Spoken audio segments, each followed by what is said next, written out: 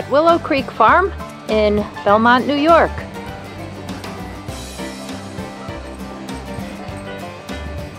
There's the barn.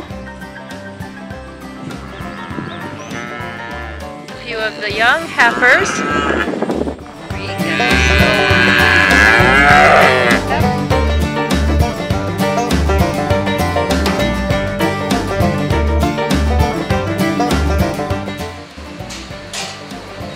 These are happy cows.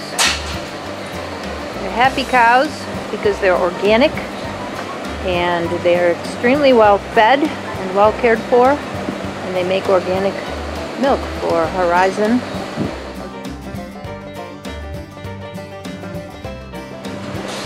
And there's the robot that pushes the hay back for the cows when they push it out of their own reach.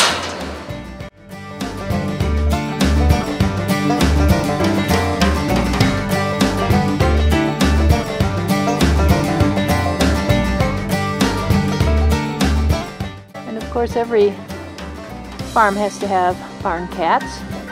There's Mama Cat with her babies.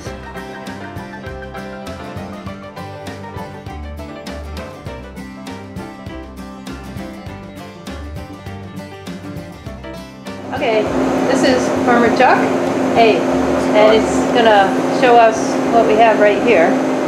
Oh, they're so adorable. 1 day old and 2 days old. 1 day old and 2 days old? Hi, baby.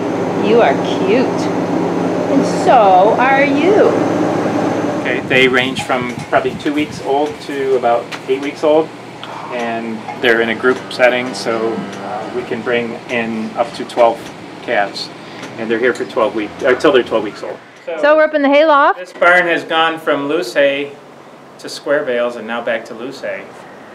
Wow, look at that mountain. We chop the round bales with a chopper blower machine, and it blows it through this pipe and lands it over on the wall. Okay, and then you shovel it down. So the hay chute is right here. It's gone. Okay. And it goes down into That's the barn where the calves are for bedding. Take the wrap off it and roll it this way, and it rolls out like a carpet, and we just throw the hay down to the calves through these holes here.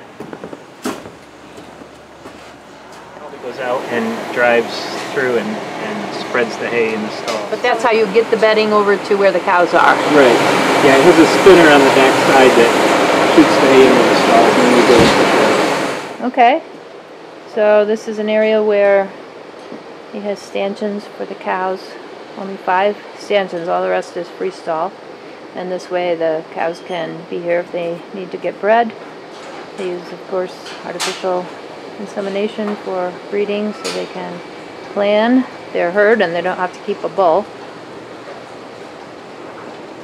And there's some more calves. These are some of the older calves. Okay, so this is Derek. Hi, Derek. How you doing? He works here. What do you do here, Derek? I'm a herdsman. Okay. So I do a little bit of everything. Great. What do you like best? Probably spread manure. Okay, why do you like that best? Because I just like the tractor. You get to be outdoors. Yep, and listen to the radio. Cool. Okay. Anything else you want to say? Probably not. Okay. Well, what do you mean by dry? cows that are not milking, and that will be calving soon. Oh, okay. So this is the area where they are all kept and they're fed a little differently from the milking cows until they freshen. And we can keep a real close eye on them. So when they're ready to freshen, then you can put them in a box stall so they can have their calf without any difficulty. Right. It's really great. And so you have Holsteins and Jerseys. And Holstein Jersey crossbreed. There's a Jersey right there. And this one is a crossbreed. So she's just a really dark brown. ID indicator on it, and also indicators for rumination and activity. Okay, so that on the side of her collar is what identifies her for the robot. Right. So Okay. the Fitbit that everybody is wearing these days, Yeah. that's pretty much what that is too. Okay. And it if you look reads- up on the ceiling over here, that is the reader for it, and so it will tell you That little gizmo hanging down? Wow. every 2 hours that picks up information from these tags, and it will Wow. actually put that information on the computer so we know what the activity of the cow is for that period of time, and also the rumination. So when you say rumination, okay, that has to do with her eating habits. Right. And digestion. Right. Exactly. Okay. All right. And there's number 125. Do they all have names? Yes. That one's Chicago. So this is the robot room up ahead, down this walkway. We'll look at that next. So this is much more efficient than the other system, I would say. So this is the robot. Yes, is this robot. So this tells a little bit about the cow. It tells her name, her number that corresponds to her tag. It shows how much time she's expected to be in the robot milking, which would be 5 minutes and 40 seconds, and how much time she's already elapsed through that time, how much milk she's given this visit so far, and how long each quarter has been milking, and where her milk is going. Yeah, hold on. To which tank. So this is where the cows line up to be the next cow to visit the robot and get milk. There's a camera on the wall that allows Chuck to keep an eye on whoever's getting milk from his office in another building. So this cow is just finishing up, and she's going to leave, and then we'll watch the next one come in and get milk. There she goes. Somebody else is already waiting to come in. Here she comes. And this is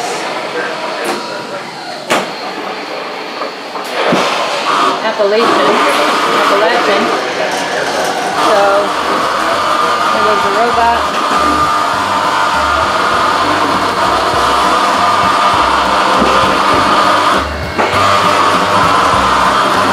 Watching her udder.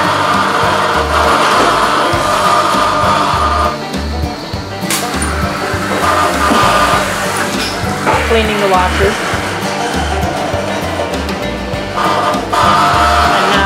She's getting dried off. Getting the milkers ready.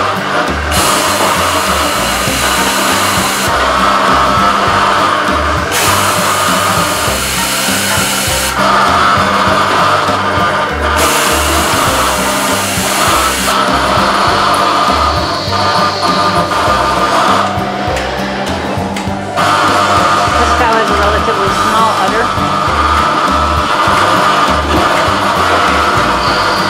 The cow is eating grain over there. They like to get milk because they like to get fed.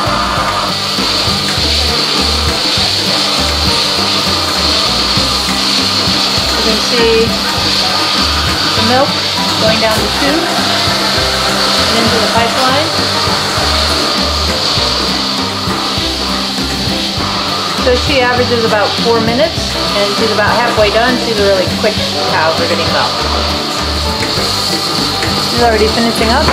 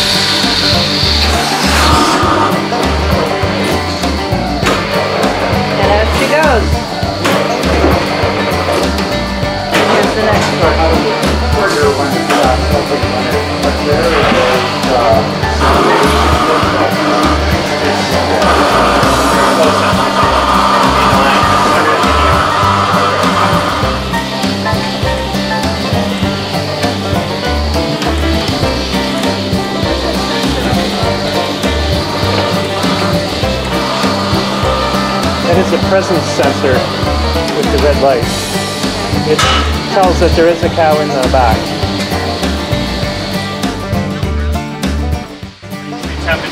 wind and rain. They try to keep the barn in the winter at about 45 to 50 degrees, so they will open it and close according to the outside temperature. If we get a heavy rainstorm, they'll close immediately, they'll just drop down. And then once the temperature gets down below a certain degree, they will all close and the tops will drop down just a little bit to allow airflow across the top so that the cows get fresh air all the time.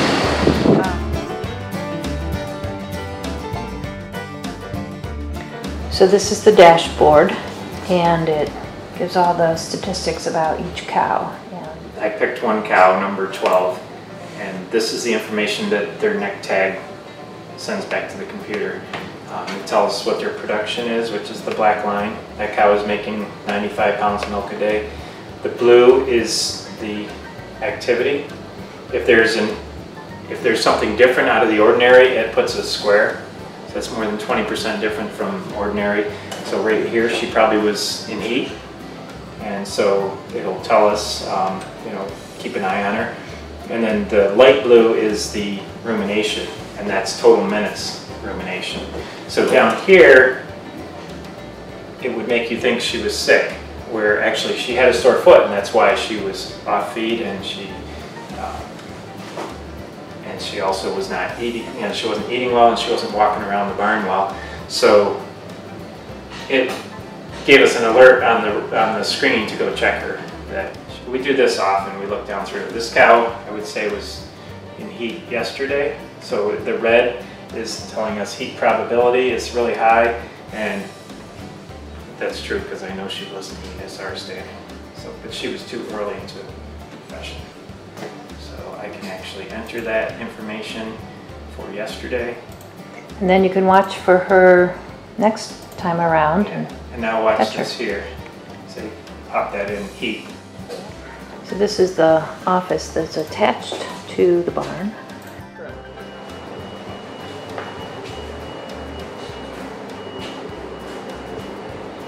The tank holds 2,700 gallons of milk. Temperature recorder keeps track of the curve of milk temperature, wash temperature. It will show you if there's any issues where things are out of the ordinary.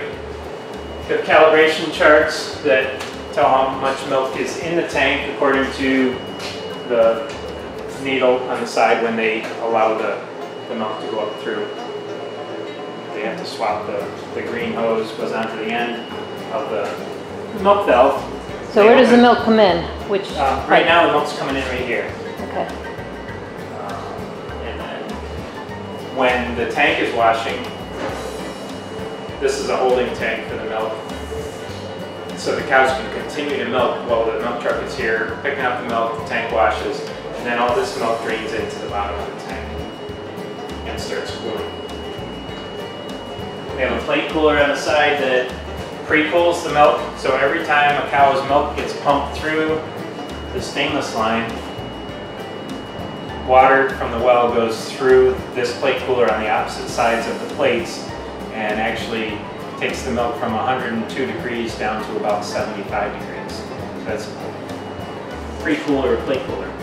Milk filters here, we have two of them. Every time the robots wash, it will swap from the filter it's on to the next one, and then we change the filter for the next washing. Is that a manual process or automatic?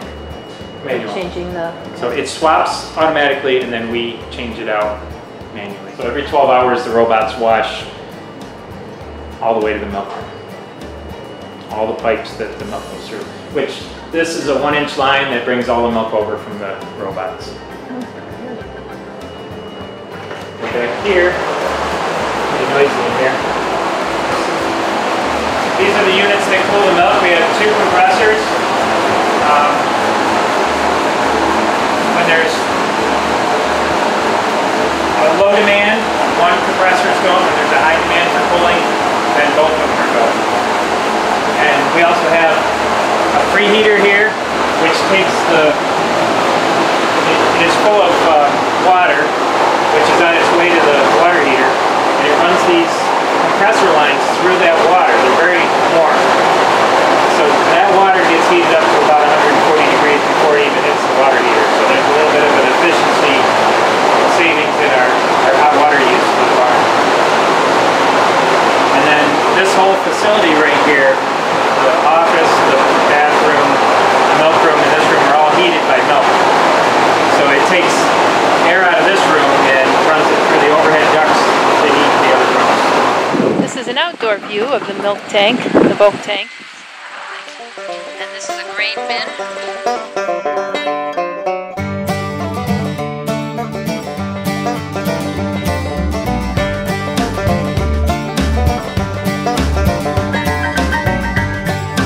What kind of hay bales are these?